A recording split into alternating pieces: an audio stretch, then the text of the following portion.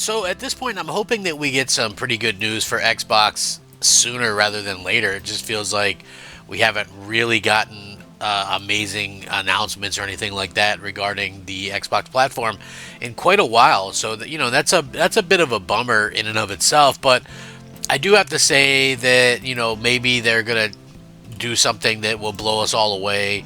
Maybe they'll finally kind of go out of their way to um, make things clearer for us as fans. That would be the hope anyway. But I don't really know what'll happen. But like for right now, what we're seeing isn't exactly great news. And I wanted to talk about this because I'm seeing more and more articles and news stories like this, and it really is basically how it is. Microsoft has kind of screwed a lot of people over, and the long-suffering fans that have been waiting and believing in them for years and years and years, only to really not get anything. It's kind of a travesty. But I want to get into it. It should be a good video. If you're an Xbox fan, maybe not, but in my opinion, I think it's still a pretty good video because we have to be able to criticize these companies to get kind of what we need and what we want as fans. That only makes sense. So, with that being said, I'm Crap Gamer. This is Crap Gamer Reviews.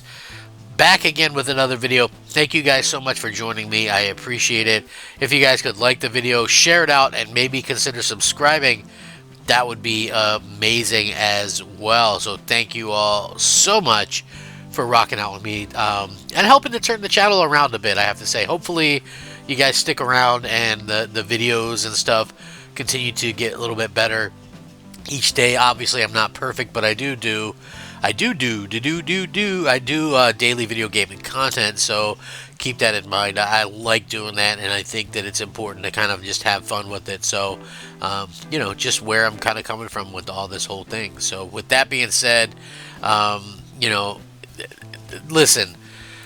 There was this article in Forbes. There was also articles and stuff from Jason Schreier talking about this. Xbox needs to pick a lane.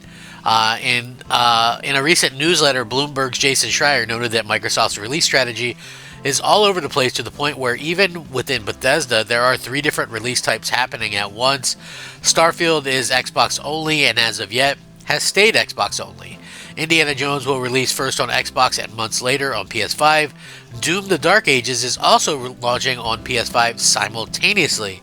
It is, for lack of a better term, a complete and utter mess. At this point, Microsoft needs to simply pick a lane and one singular release strategy, even if it's not the one the fans want to hear, which, believe it or not, trust me, there's some that we don't want to hear. So, realistically, Microsoft needs to really pick what they want to do. I've wholeheartedly agreed with that and been saying that for a while. There's no reversion possible. Pandora's box is open, and Microsoft has demonstrated that they are willing to share really any game that would have formerly been exclusive, even with their oldest rivals like PlayStation.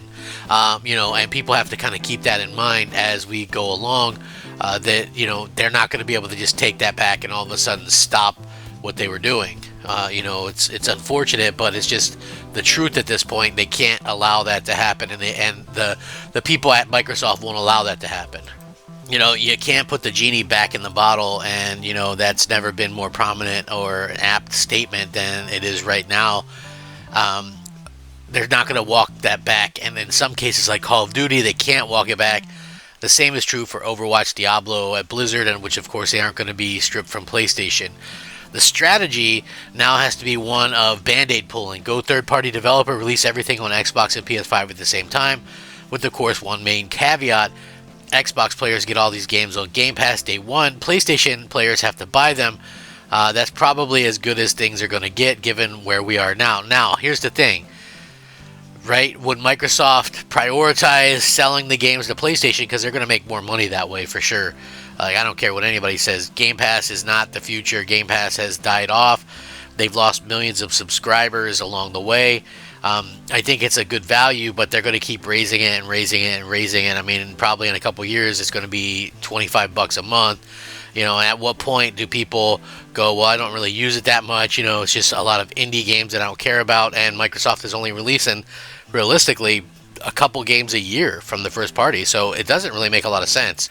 I want to see Microsoft be very successful and Xbox be successful, but I don't see how these strategies that they're working on right now could ever facilitate that, to be honest with you. It's just honestly kind of a foobar situation. So there's little point to actually trying to crawl back towards Sony and console sales. What was previously a 2-to-1 ratio in PlayStation's favor of late may actually be closer to 5-to-1 according to analysts. Even Phil Spencer admits that there's no competing on that front anymore, which again is a reason why I think Phil Spencer shouldn't even have a job at Xbox. You know what I mean? Like, your boss is saying we can't win.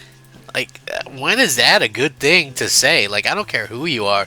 You have that winning mentality. If you don't have that winning mentality, then something is wrong with you, in my opinion. So I really think they need a top to bottom, reorganization.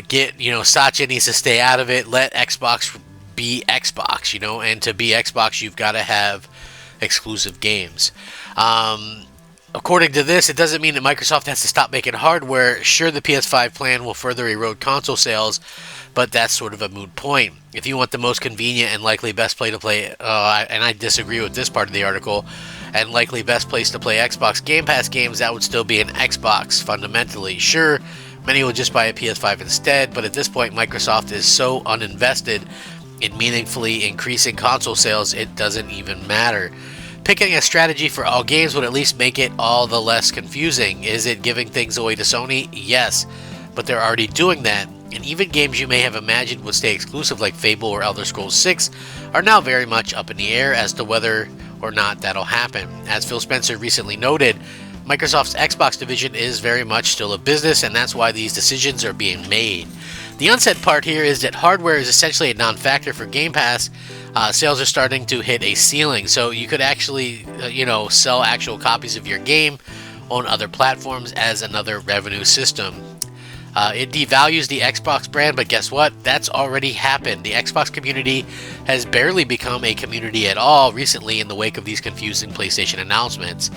What was once the idea that Xbox was buying devs to revive the console and create a slate to compete with Sony's much heralded first-party studios is simply not happening, and there's no going back now.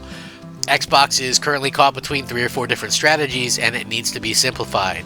Release Xbox Studio games on PS5 day 1 at full price. Release Xbox Studio games day 1 of Game Pass for free with no confusing new tiers. Rely on the idea that the best place to play those Game Pass games is Xbox hardware, even if cloud streaming and expensive PCs make Game Pass playable elsewhere. Admit to yourself that you have sacrificed what was once a loyal community in the name of, quote-unquote, we want everyone to play Xbox games as many places as possible, which is finally manifested in PlayStation releases. You won't win them back. It is done.